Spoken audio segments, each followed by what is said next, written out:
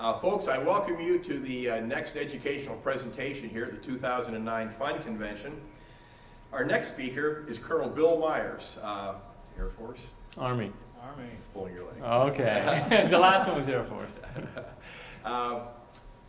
Bill has served many years in the Army, and he's a surgeon who does miracles overseas. When our troops get injured, Bill is there to help them and to help get them back on the road to recovery and get their lives back together again. To me, he's a true American hero. How many tours of duty have you done in the Middle East now? Two tours, okay. And we're hoping to keep it at 2, but you never know. It might be 3, it might end up 4. So we really appreciate all that Bill has done very much. His subject today, and he's spoken previously, of course, at the Fun Show, his subject today deals with numismatics in Iraq. He spent some time over there, and he's going to tell you of his experiences. And David, if we could take just a short break. Fred wants to come up here and take a photo and present our speaker with some awards. So we're going to let Fred do that, and then we'll get back and I'll finish my introduction of Colonel Bill Myers. Indulgence, we appreciate it very much.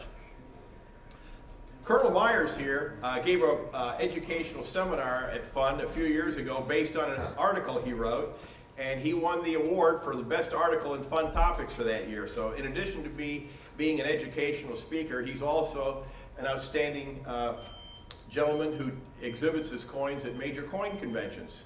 And of course, he shares his knowledge with his fellow collectors. So we're just delighted to have him here.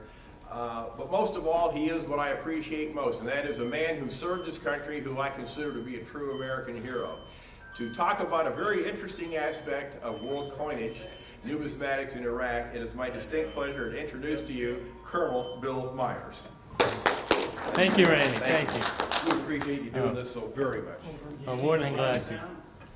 I appreciate everybody coming, spending your lunchtime here. I'm going to sort of go over what I did over there. I'm going to move around a little bit because I'm not great just standing still. But basically, I gave the dates. I went to Iraq September 2006, July 2007. It's my second tour over there. Extended this one to 10 months. And I was pretty much restricted to the bases. You can't go into town. It's not safe. You can't go look for shops, etc. But I still managed to try to pursue my hobby, at least some in basically collecting. I'm going to give you an idea. Now, question is, well, where do you find stuff? Where do you find stuff over in Iraq? Well, the AFIS, which is the Army Air Force Exchange Service, has shops and they have exchange. Haji shops, which are on base, which are basically shops run by Iraqis or Turks or something. They're little gift shops, I guess you could call them. They have all kinds of stuff. Interpreters, they had the ability to go into town, and times I would get them to get stuff. Their friends I was with, the currency exchange at the airport, and the last one's the finance office. So there were some sources, but going down into town to the coin shop was not an option. The items I'm going to talk about are the POGS, which I've spoken about last year here. I had the previous printings I collected. I got the 9th and 10th when I was there. The 9th was out, and literally as I left, the 10th came out. So I just got that. Some errors I found while I was over there. I have Iraqi currency, old, new commemoratives. And this goes in a whole series of foreign countries, which you said I was in Iraq. I'll explain all these other countries because it doesn't make a lot of sense. Tokens, medals, and then finally challenge coins. Those are what I'm going to cover. I'll breeze over some stuff. I don't want to drag it on too long. I did find POGs from all the series, but the first 3 printings were kind of hard to find. The third, I think they had some trays they re-released. 4th and 5th moderately, 7th and 8th were very common. The 9th was released just when just a little after I got there, and the 10th literally came out as I was on my way out the door, so I was able to get all of that. This is the 9th printing. I guess it's explained POGs briefly, those who don't have the knowledge of them. That's what they use for change in the AFIS facilities. They come in 5, 10, and 25 cents. They're polystyrene disc. Good in any AFIS facility. They're basically a little plastic disc because change is heavy, hard to transport, and they needed some way to give change, and so we use these. And for the collector, they come with nice little pictures. But this is a series of the 9th. Interesting ones. They have a token, which is at the POG. It's really a token. It's a good for, with a picture of a token on it. And it's this one here. They did the Fort Mills Post Exchange, which is a 5 centavos, so you have a token with a token. And if you don't know about Fort Mills, I had to look it up, wondering where it was. Basically, it's on Corregidor Island. It was built to defend Manila Harbor. It was the headquarters for the Naval Defense Forces, and MacArthur was evacuated from the island in March 11, 1942 from the Philippines. And there's a little picture of a few things from Corregidor. Now, in POGS, there are always series that have with and without the overprint. In this, the 9th, there were 2 denominations, 1 a quarter, 1 a dime, and you can see the 2 variations. So if you want a complete set, it's 13. We have another president. They've done a lot of presidents. Teddy Roosevelt appeared. They also had a photo contest. You send in your photos, and they picked 4 photos per denomination. These are actual people's photos. I sent a bunch in. I'm not one of the winners, but they had literally thousands of them. And these are some. This, of course, is the nickel winners. These are the dime. You notice they're very much more family type oriented and stuff. This is EFMB, which is Expert Field Medical Badge. Again, more pictures they take. And these are the ones from the winners. Classic photos, they only had 1, which is, it looks like an anti-aircraft gun. GG, Greatest Generation, so I know it's World War II. The 10th printing, literally I was in Kuwait, and I got them in Kuwait. Literally I was there for about 2 weeks. They just got them in, and these are the 5 and 10 from Kuwait. I mean from POGS, but I got these in Kuwait. 1 classic photo. Again, I think this is Pearl Harbor photo. You can see the smoke, and they do with the bombing in Pearl Harbor, I believe.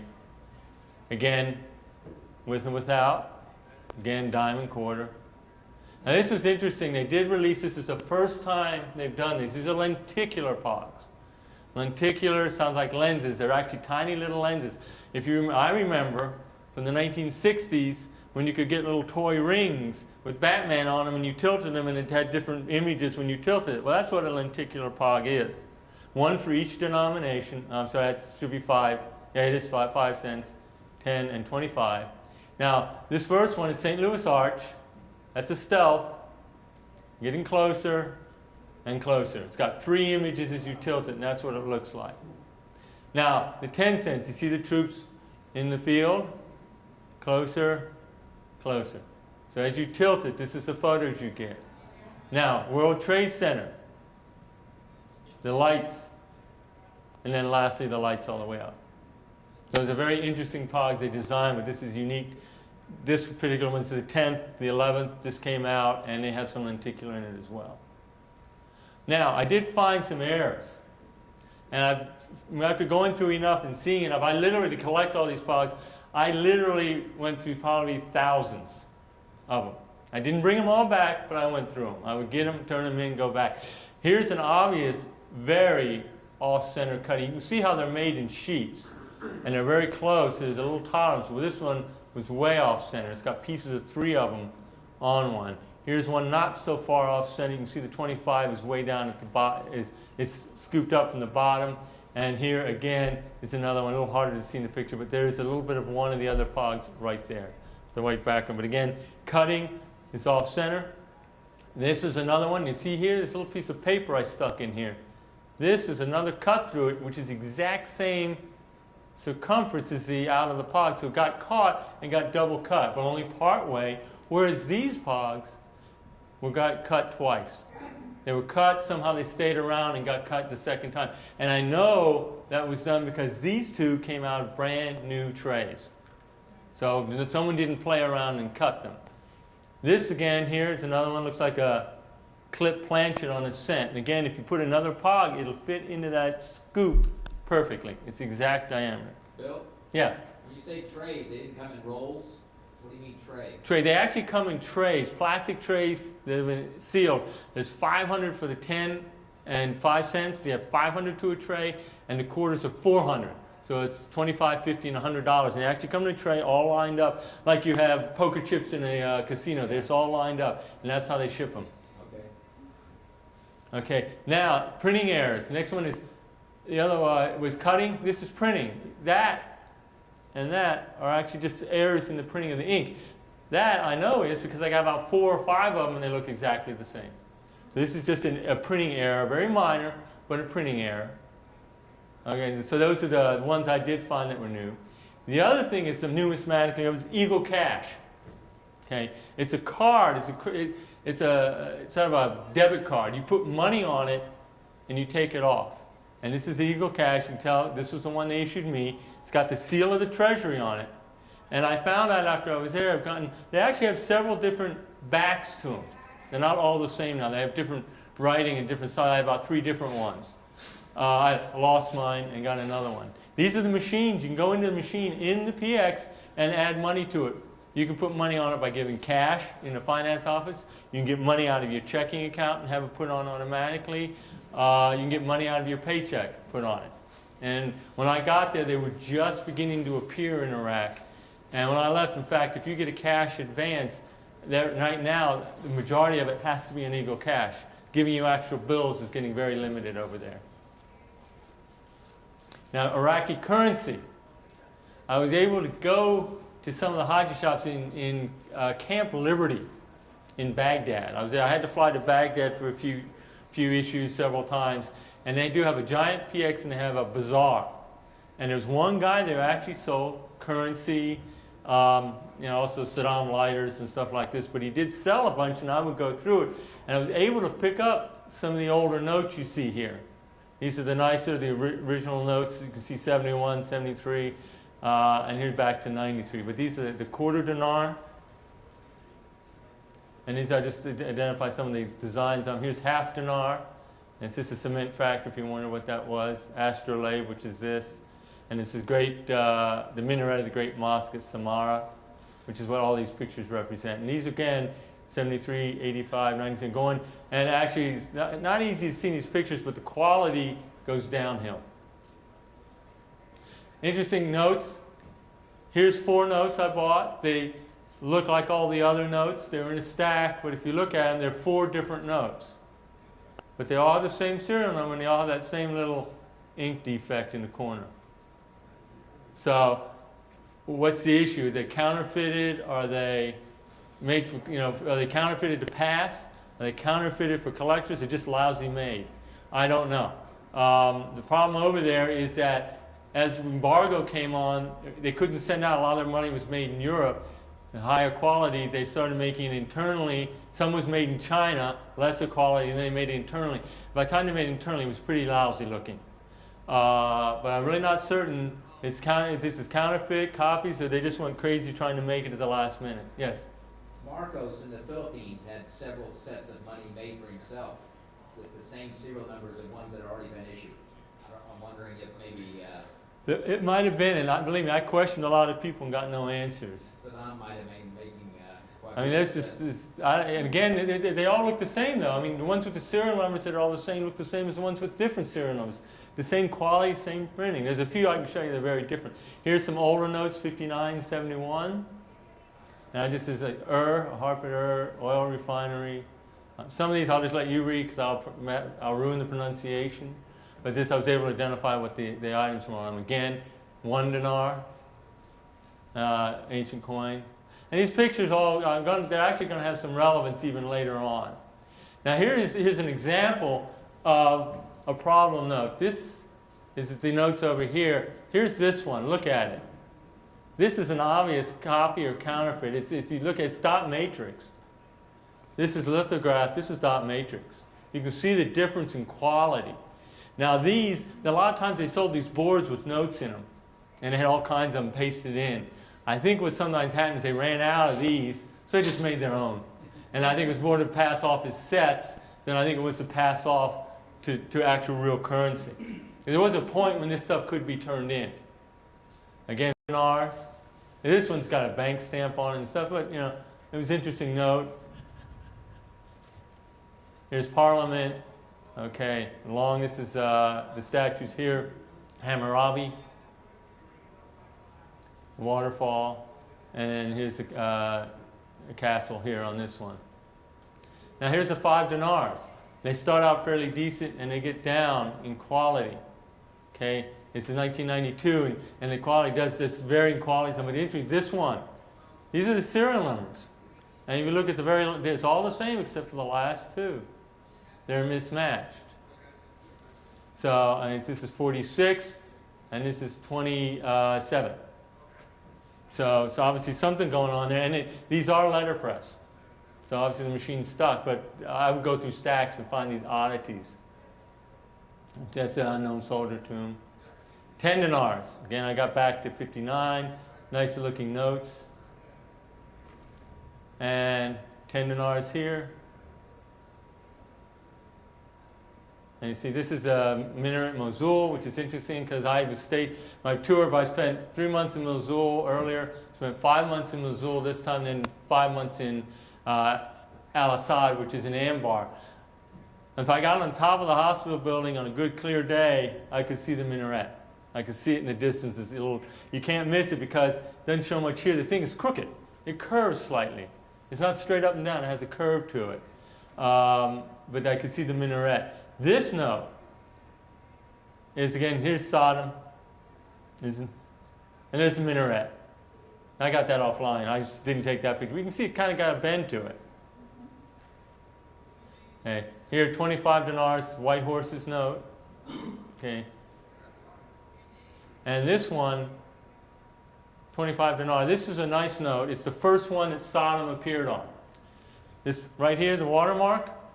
If you look at that, it's a picture of Sodom. It's a very nice lithograph note. You hold it up, and you can see the watermark of him, which is interesting. They have actually, in the Finance Museum in Columbia, South Carolina, they have a whole display. It's filled with counterfeit ones of these. They're counterfeit, but these are actually the real thing and actually quite nice. The genuines are engraved, not lithographed. That's good. I think, okay, I think these are engraved. You're right, Joe. I have to look at them, but I think they are engraved. 25 dinars, really hard to see here, but there's a pink and green version, light green and pink. So there's two different versions of that I was able to get. Now here, very hard to see these pictures, but these are basically dot matrix notes again. Their printing is kind of shiny, and they're kind of blurred looking.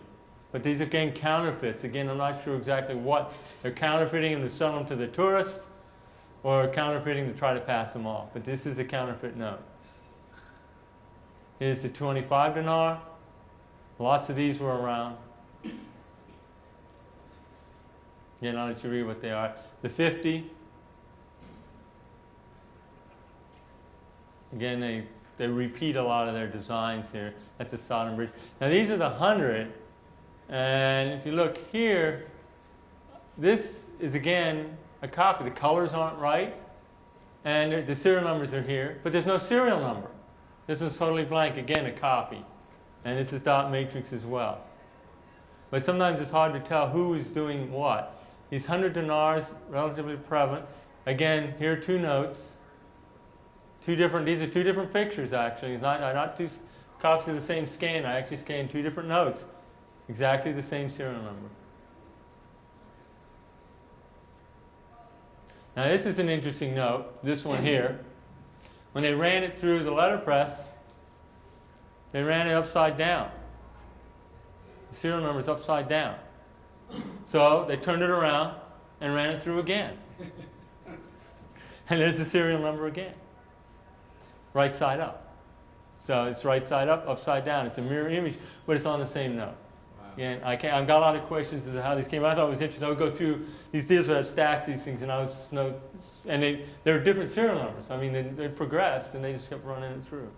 Again, this is another one of the 100. You can see the sizes decrease, paper decrease. This one's one of the most poorest printed notes I've ever seen. These colors here are really terrible. That one's a little bit nicer. Now, this is a real puzzlement to me. The 10,000 dinars, as I understand, they made them, but I do believe they were never released. Now, you understand, I started out at a quarter dinar. I'm at 10,000 now. So there was quite a bit of inflation going on.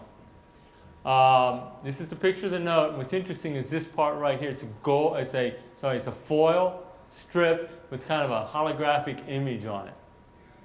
It's relatively, it's a security type thing in such a large note. But the problem is I come up with, here's this note, and here's this other note. And the reason I pulled this one out, it's missing a serial number. But it's also, if you look at it, this is this note. Look at it. This is blurry. This is, again, dot matrix. This is lithograph. This is dot matrix. But what is interesting, if you look at it, it's got the foil strip. Just like this note. And I can't tell the difference between the foil strips, counterfeit or not counterfeit. I don't know. They look the same to me. So you actually have the same thing. So it got a weird dot matrix with the foil strip on it. Can't explain it either, unfortunately. Some of those forged strips with the... They probably were forging them, or they got in there. Strip are forgeries. Some of them, the printing of the note appears under the holographic strip, and others, the printing appears over the holographic strip. I'm trying to collect the whole series and figure out what the sequence was. And here, 2 different notes. Same serial number. Now, that's all the old stuff which I would buy in these shops. I have stacks of it. Go through, pull out a bunch of notes, barter, wheel and deal with them. Never pay the price they ever ask. Never. Because you can always do better than that. Since the U.S. Took over, or invaded, I say, occupied or liberated, pick your words, they issued new notes. Now, the lowest denomination is 50 dinar. And this is it right here. Small little note. I believe they don't even make it anymore because of the fact its value is so low. Now, what's interesting is you look at this note, not wanting to reinvent. There we go. There's this. 1/4 dinar, 1973. They just took the designs from it. So they just copied. Again, 250 dinars. The current valid note. Half dinar. Right? Again, same designs. They just took other notes. What's the exchange rate now? Excuse me? What's the exchange rate?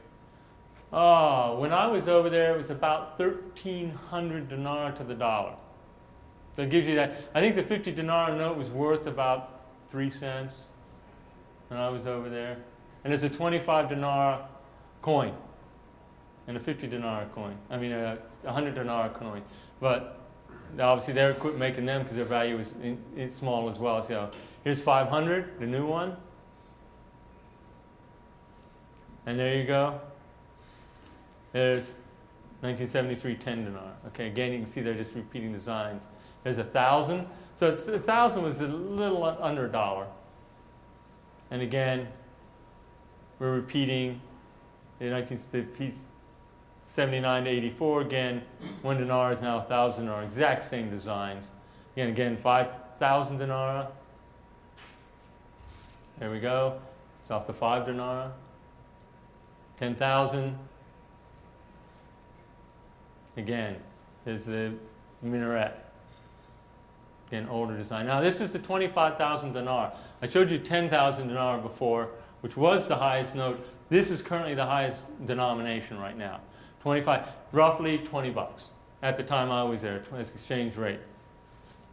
Now, if you look, they did do some new designing here, so they don't have any other notes. The coin, yeah, they still have that. So that's taken off of there, and then the statues are taken off there. But the rest of it, they did. This and this are old vignettes, but the other part is new. But that's the highest note. So they would get a hold of these. So that's how I got these. I got through people could go into town and exchange for me. Now they do have coins. I say they have new coins. Only 2 of them, and they're almost low value. These are the old coins from Iraq. There's older notes. There's older coins that go with them. Now the system is a 1,000-based system. So 1,000 fills for like 1,000 cents is a dinar, not 100. And so they have 5. So remember I told you that the exchange rate was 1,300 to the dollar. So you can imagine what taking 1 dinar, which was, fractions of a cent, and then you break that up again into 1,000. So, value-wise, it was basically nothing, but they did have 5 25, here's 10, here's 50, the palm tree designs, 250, 500, again, 500, it's half a dinar. And then they have 1 dinar coins. So you remember, it's a 1,000-based system. Now I was able to get, there was this set of coins that I bought. They had it in one of the Haji shops, and it's coins of Iraq. I'm going to show it to you. But I looked at it, and I liked it because it had one of these coins with Saddam on it. But I took a close look at it, and I says, wait a minute. And I looked at it, and it's basically, there's a lot of telltale. This is the coin right here. And not as easy to tell here, but it had a grainy look to it, kind of smushy, everything else. And I knew what it was. And this is the actual coin. It commemorates the Battle of Qadisiyat, and this is it. And if you look at the edge, there's the reading, and all of a sudden, there's this glop right here, and that's where the sprue was, when they cast this coin. They took the original coin, made a cast of it, poured the metal in, and then filed it off and put it in the set. Now that one had to be to mess with the collector. And I actually there's another coin, which I'll show you. And there it is again. This is the original. It's the anniversary of the Air Force. And this is, again, not as easy to tell in these pictures, which is kind of smooshy, blurry. The lettering's not as good. And again, this one you can actually, there's a seam on it and a sprue. The sprue was actually filed off. And they stuck it in these sets. And I'll show you what the set looks like in a minute. But I went up there and I showed the guy, I says, these are counterfeit. You know, how much he wanted? $7 for the set. I said, no, they got counterfeit coins in here. Because if you look in the catalog, the actual original coins catalog about $10 or $12. And so I ended up getting 2 of them for the price. And I got them because I thought we need to have a counterfeit coin. All the other coins in it are real. There's all the other dinar coins in it.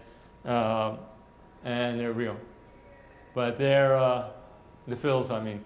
But there it is, again, counterfeit. This I got there, this is a 1 dinar in 71, 50th anniversary of the Iraqi army.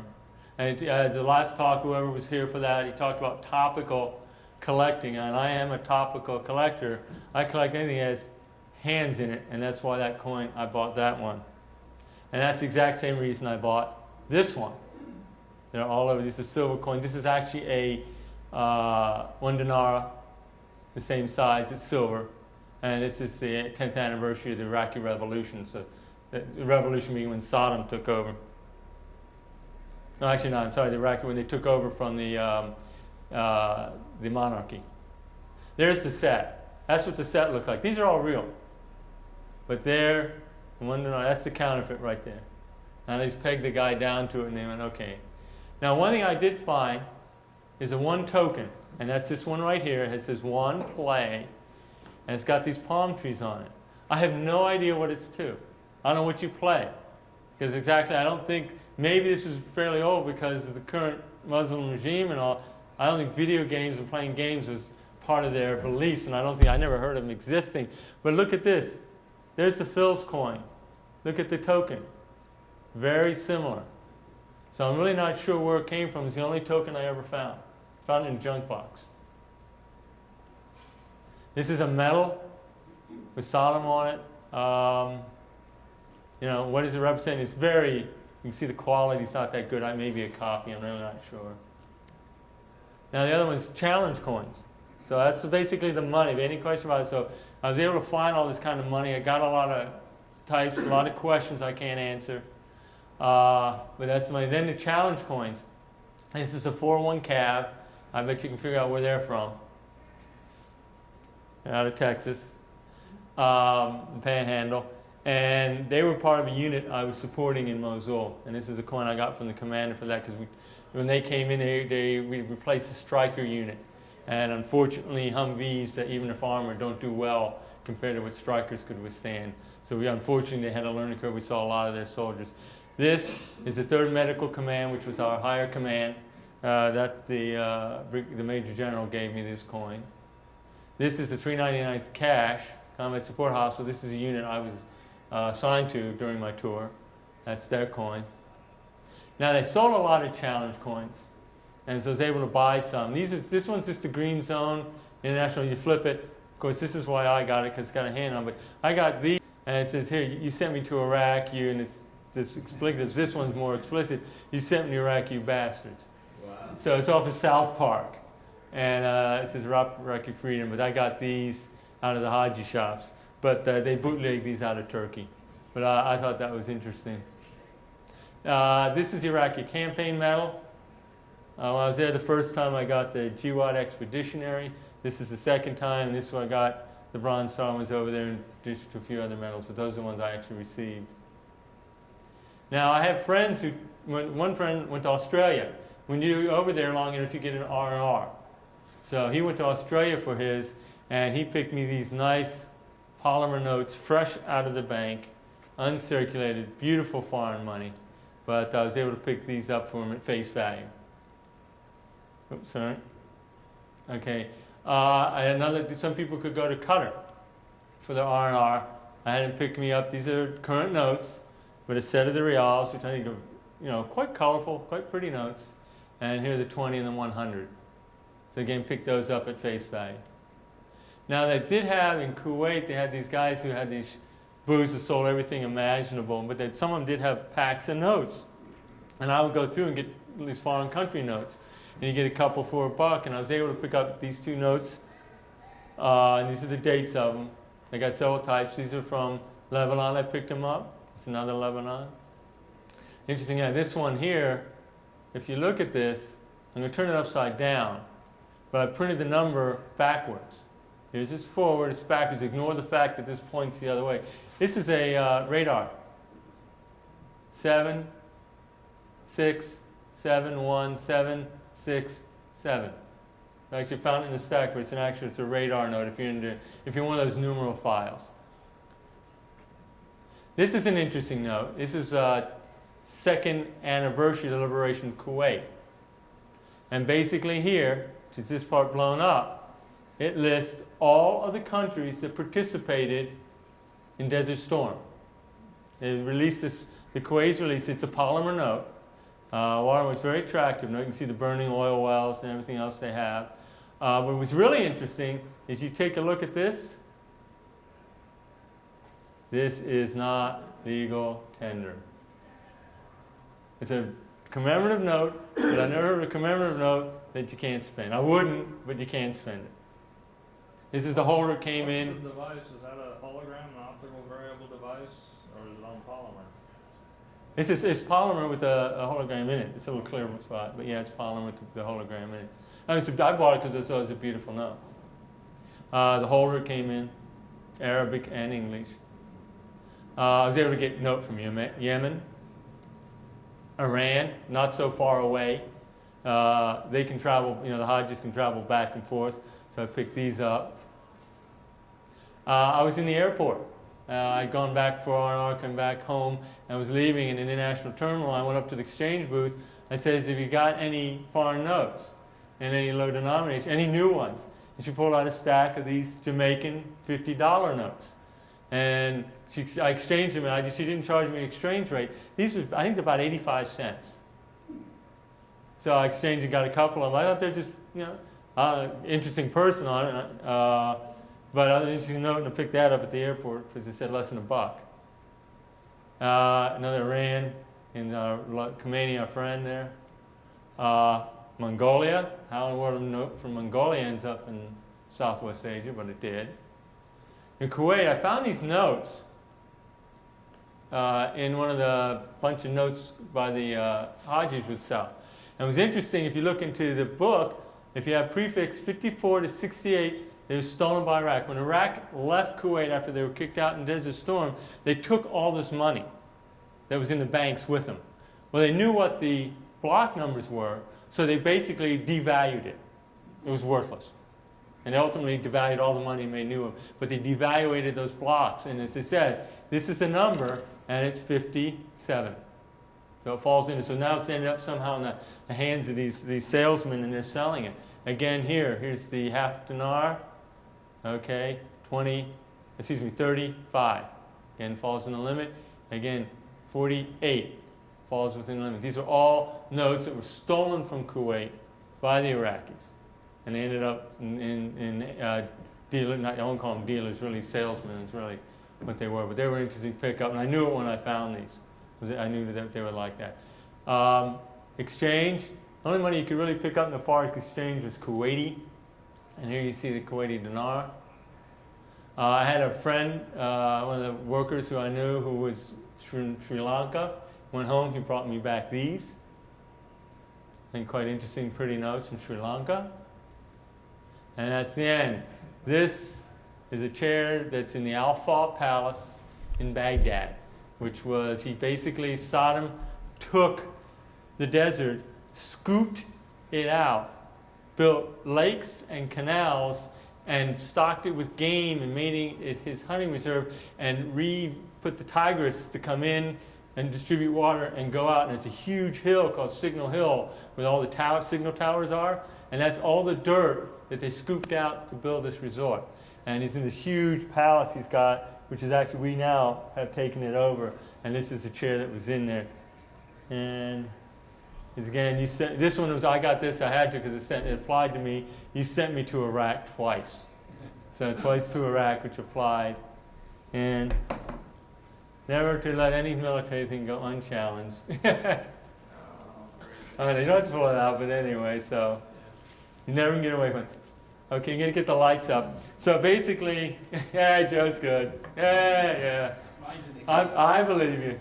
Anyway, so as I said, even when I was over there, in between work, I was able to get through and do some, keep my hobby alive, and enjoy it. So as I said, you had to be imaginative on how you'd find things. I did travel, in Iraq a bit because I had other duties, so I got lucky. Yes, Bob? Bill, with all the devaluation and inflation and everything that was going on over there, do you have any indication that gold and silver in coins, bullion, or whatever played a factor in commerce over there at this point or during the war or whatever? I'd say that the only silver I ever saw was in Camp Liberty. The guy who sold, there's a guy who did sell coins where I bought those from.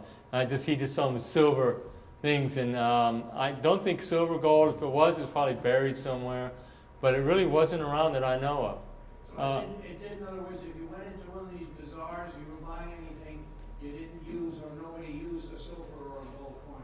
No, not that I ever saw. The only time they had them for sale as collector's items only. How did they handle a larger purchase? I mean, supposing you take an Iraqi citizen going into a store or something, wants to buy, I don't know, a television set that might cost $100 or whatever. How did he handle that? Well, I mean, $100 they could because, it would be about 5 to 25,000 dinar. So 25,000 dinar is 20. Did they really use that paper money? Oh yeah, that paper money was valid. I mean, they would. How about if it was a commerce thing? How about if it was $1,000 or $2,000 or $3,000? I mean, you'd have a whole chunk. Yeah, as I said, I only know, I don't know what they did out there with the shops and all. I think what they did, they used American dollars. Did they have credit cards? No, not that I know of. I don't think they had credit cards or bank cards. They had cell phones. I can tell you that. Checking accounts. Do they have bank checking accounts? They did have banks. I don't know if they checked. They had banks, and there was a real issue because a lot of them were, when they went through, people took our RPGs and would blow up banks to get the money out of it, which was a real issue because they had a lot of weapons around. But yeah, I don't know how, because it said I didn't get into town to really even do much with the daily commerce. But I'm not sure exactly how they did it. The Hodges I dealt with, what did they want? Dollars. Was there much in the way of, let's say, gold jewelry and stuff like that to be had around there? There was, some of the bazaars had some stuff, but it was not anything that looked too high end. It was more like costume jewelry looking stuff. But yeah, if there was wealth out there, it was well hidden. And I don't know how they hid it, whether it was in banks elsewhere. Because if you were part of the Ba'ath Party, you did well. I don't know if there was a lot of money because Saddam spent money like crazy. I mean, the palaces that one I went to Al-Fal and Camp Liberty is actually just one of his many, many palaces. And he had, 40, 50 of them. And huge extravagant. That was just one building of maybe 50 he had built. Yeah, Uday and Kuday each had their own little house and all those other people around the water. The more high-ranking you were, the nicer place you had on the water. And there were so many of them. So in other words, American, or Oh yeah, I had no trouble spending dollars with the Hajis. They'd set them to drop of a hat. In fact, trying to, of course, there was an issue. You weren't supposed to have any Iraqi currency and stuff because they didn't want it to affect the economy. Because it stayed relatively stable from when I was there in 04 and when I left in 07. The exchange rate had changed very little. It went from like 1,300 to 1,400. I mean, no big change. Did you bring back any of the POG trays? Yes. Okay. Yeah, I have one of each denomination, one, and I think the dime and the nickel I got 2 of them. But I have complete trays unopened. Good. And they remain unopened. All right. And the POGs are valid. I can go to any PX in this country and spend them. They're still valid. I've seen in some PX catalogs that are mailed to me here in the States, and they say POGs are acceptable in it. Yeah, they will do anywhere you go, but they will not reissue them. So you can't get them back again. So you can't get them and change, but they will use them. And it's a whole other thing. I got lucky on that short thing. I went on my way traveling from Georgia to Tucson, where I moved to. I stopped in Dallas, and I talked to the AFIs, people who make the POGs. The headquarters, yeah. So I went to headquarters. I got a lot of questions answered, and it should be in fun topics, and it probably maybe the summary issue. So it's all written up. And the 11th printing is interesting too because it's got 4 of the lenticular. So which is another. So if you come to the fest, I've already got it on the list. I have a presentation already on the 11th printing. Okay. So it's out there if you want to see it. So you got to come to the MPC fest. Anything else? Anybody else got any other questions? Got fine. Yeah, Joe. You said GIs were not allowed to exchange dollars for dinars? You were not legally allowed to do it. So Yeah. So all you could spend with the Haji shops was dollars. Right, yeah. There was a restriction. The way I got, the dinar I got basically is from the translators and stuff. I mean, I came back, I think I had, I don't know, 100,000 dinars, something like that. I came back with not much in terms of, I didn't affect the economy. But I would go to the Haji shops and stuff and trade stuff out, and that's the way I got it. But it was actually a rule, you were not allowed. Now, when I was there the first time, people bought dinar a lot. I mean, in the, thousands of dollars worth of it. And they would have stacks of the 25s. Talking about buy $1,000 in dinar, you didn't have it with a stack like this. And that was 25s, unless you got unlucky, you got the 10s, 10,000 or 5,000. You come up with a huge stack of it. But people are trying to, if Iraq ever did get peaceful, it would be a tourist mecca. There's so much to see in that country. If it was safe and they opened it up, the value of the dinar would just go up. But right now, not much tourism. The only tourism I ever did was on a base, and any place. If I went on a base, I was flying over it.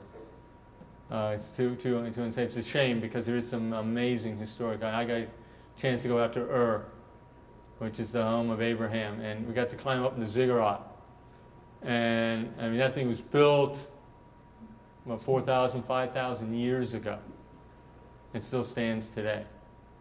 And so things like that, it's just amazing things to see. So I did manage to do it. I did manage to still keep alive with it. And is there any other questions? If not, thank you very much. I don't.